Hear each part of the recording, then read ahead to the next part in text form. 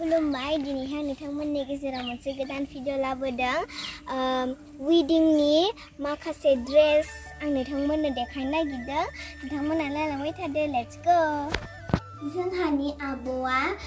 माखासे हाबानि flower bouquet आरो gloves ओमफ्रायो बेल बनायो आरो बेखौनो नोंथांमोननो देखायनो नागिरदों आरो आङो सोरनो नांगौ बेबायदि हाबानि ड्रेस नोंथांमोना अर्डार खालामनानै लानो हागोन नोंथांमोननो देखायलांबाय थानोसै नायलांबाय थादो आब' बनायनाय माखासे ड्रेसखौ आब'आ गाननानै दिन्थिगोन नोंथांमोना नायलांबाय थादो आब'खौ दायो गानहोनानै आंनि भिडिअ देखायबाय ओमफ्राय बियो खर'आव लाग्रा बेल गुबुन गुबुन रोखोमनि मोननो हागोन नोंथांमोना बेबायदि फ्लावर्स आखाइ ग्लब्स ओमफ्राय हेयर बेल नोंथांमोना मोननो हागोन ओमफ्राय आङो दाहाय फन नाम्बारखौ नोंथांमोननो बुंनानै होगोन नोंथांमोना नायलांबाय थादो आरो बियो हेन्ड ग्लब्स लं डिजाइन नांगौ ना शर्ट डिजाइन नांगौ नोंथांमोना अर्डार खालामहरनो हागोन नै हेन्ड ग्लब्सआ लं डिजाइन जा बिउटिफुल नुखादों आब'खौ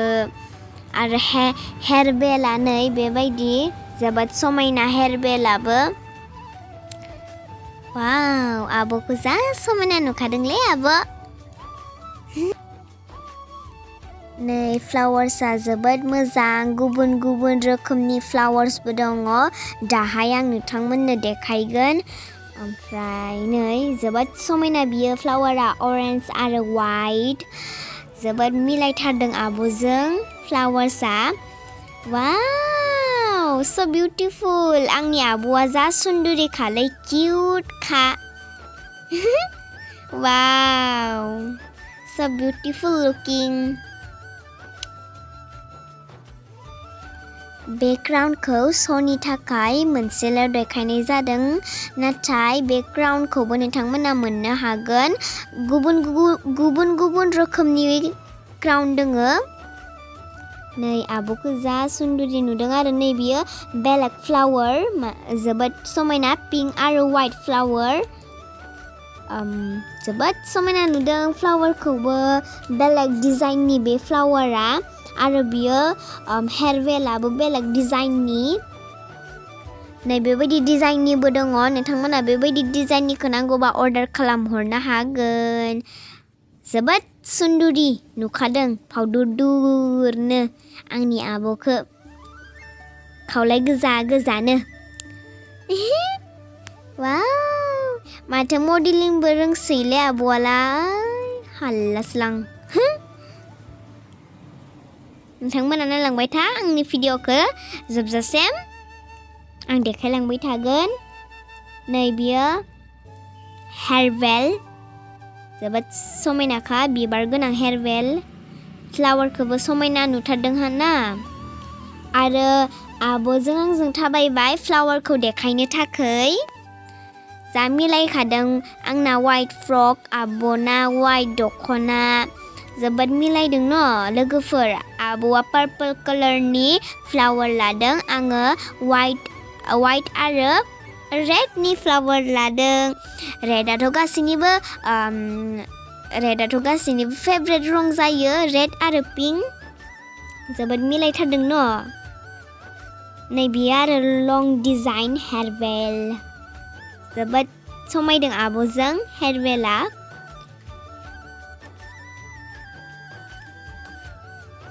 गोलाव डिजाइन गुसुंबो मोननो हागोन नोंथांमोना जुदि हेयर बेलखौ बिनिस्राय गोलावसिन नांगौबाला अर्डार खालामनानै लानो हागोन बिनिस्राय गोलावबो नोंथांमोना मोननो हागोन आब'नियाव गुबुन रोखोमनि बियानि हाबानि फ्लावर मोनो आरो नै जोबोद मोजां आरो आब'खौबो जा किउट नुदों थेंक इउ अलिसना वेलकाम आरो नोंथांमोननो बे आब'आ आखाइनि ग्लब्स आरो बेबायदि फ्लावर आरो हेयर बेल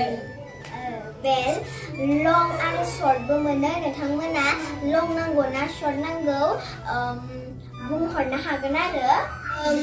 जोबोद मोजां बिबार दङ नै न'आवनो बानायो नै बेखौबो फ्लावाराव होफायो आरो नै बिबो नै जोबोद समायना रेड कालारनि नै पिंक कालार आरो नै बिबो व्हाइट कालारनि जोबोद समायनाखा बेथ' गासिनिबो फेभरेट पिंक कालार ओमफ्राय बियो व्हाइट कालार व्हाइट ओमफ्राय बियो ऑरेंज कालार जोबोद समायना बे पिंक डार्ट नै beautiful नै जोबोद समायना नै आरो बेलजोंनो लोगोसे नैबे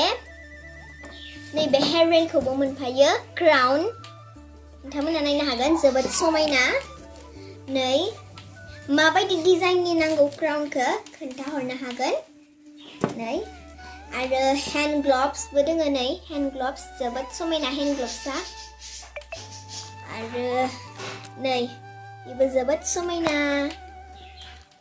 नै नोंथांमोना नायलांनो हागोन नै हेन्ड ग्लब्सआ जोबोद समायना ना बियो शर्ट डिजाइननि हेन्ड ग्लब्स आरो बेयो फ्लावार्सनि किरिटि बियो इम्पर्टेड फ्लावार जोबोद समायना ओमफ्राय रियेल फ्लावार बायदि नुयो नाथाय बेयो रियेल फ्लावार नङा नै इन्डिया मेड नङा जोबोद समायना जा किउट सोरहाबाफोर हाबा जानो गोनांब्ला बे आब'नियाव अर्डार खालामहरनो हागोन आरो जोबोद समायना बानायो आब'आ आं दायो आब'नि फन नाम्बारखौ बुंनो नागिरदों ओमफ्राय बेयाव वाट्सएपआवबो मेसेज हरनो हागोन आरो फनबो खालामहरनानै अर्डार खालामहरनो हागोन 75768976663 आरो आं खेबसेबाव बुंफिननो नागिरदों 75768976663 आं बे हेयर बेल आरो फ्लावारखौ लानानै दसे सम इन्जय खालामबाय आब'नि बानायनाय आखाइजों बानायनाय बेलखौ गाननाय नायबाय आंखौ मोजां नुदों नुवाखै कमेन्ट बक्सआव बुंहर नै आं दिनैनि भिडिअखौ बेयावनो दोनथ'नोसै बाय बाय I love you all